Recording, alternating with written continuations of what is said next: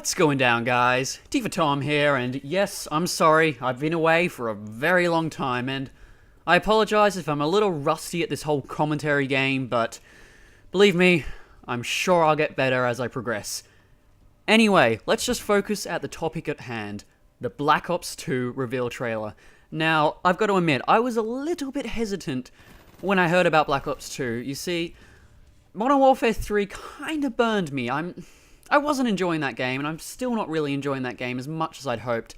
And even Black Ops 1, whilst I thought it was a good game, I found it quite boring. It didn't excite me. I didn't get a thrill. I found it quite easy, which was, I guess, a good point, because I like it when I can just dominate people. But even so, I found it quite, I don't know. Let's just say with Black Ops 2, I wasn't that keen, and the key word there is wasn't, as in past tense, because after seeing this reveal trailer, holy golly, I've snapped it down. That's a good reveal trailer, I've got to admit. Black Ops 2 has gone in the direction of a, well, future setting, near future to be more precise, and it's got me quite excited because it's good to see Call of Duty still trying to, well, step outside of its comfort zone, and even though I'm sure they won't be changing the core engine, the core gameplay, it's good to see a setting that's fresh and it's fairly new. It hasn't been done, well, to death. Like, the Call of Duty of days of old did World War II, and so did other military shooters, and now everyone's into this modern shooter genre, and it's kind of got old. So it's good to see that Call of Duty's moving away from modern shooters and going to sort of the postmodern. Is that the appropriate term? They're going for the near future look, and I'm keen, and, well, to fill you guys in on what I've learnt so far about the Black Ops 2, well, I made this commentary. Well, first of all, it's pretty obvious that Frank Woods is still alive. Frank Woods, if you don't recall, was one of the protagonists of Black Ops 1, and supposedly he got killed saving, well, your character's life. And evidently not. He's not dead. He's still alive in the year 2025, and he's a retired veteran.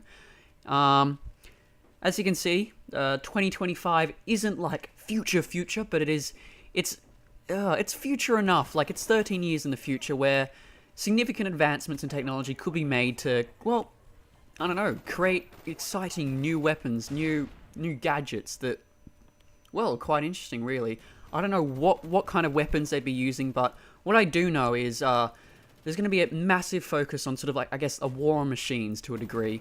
A terrorist leader by the name of I choked on that word, Menendez, has hijacked a bunch of the US's military drones and is in the process of attacking Los Angeles within the trailer.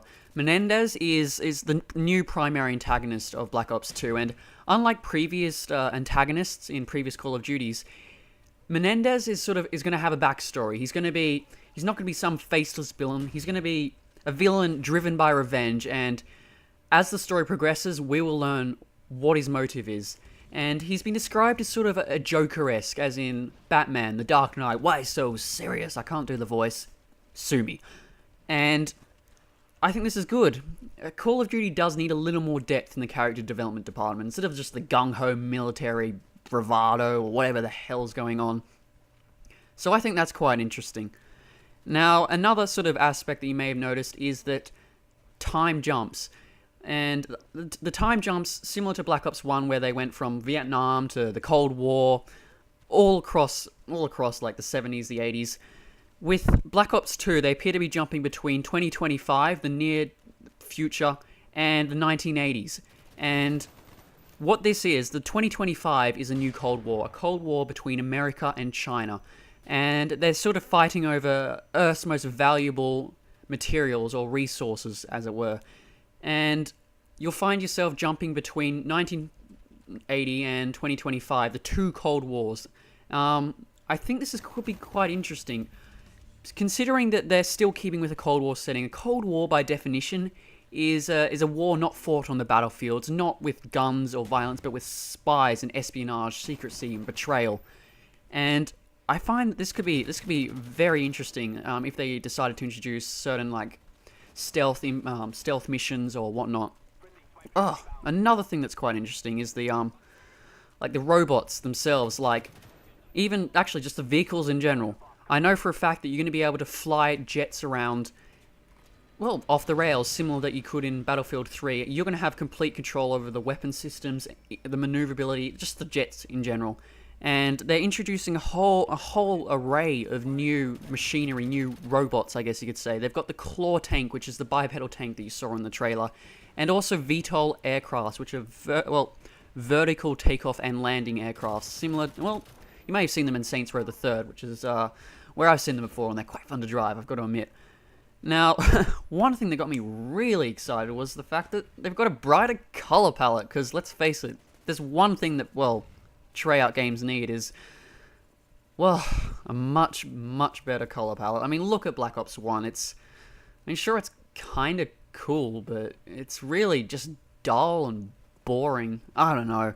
I don't know what they did there, but at least they seem to be focused on sort of a brighter, more vivid color palette, I would say. And, well, finally, the last thing I sort of notice is that you'll have the ability to see through walls. Whether this is a perk, a kill streak, I don't know, but it has been rumored before, so it actually lends some credibility to some of the rumors that have been spreading about Black Ops 2. So, there you go. That's my take. I'm excited, and there's some more information for you.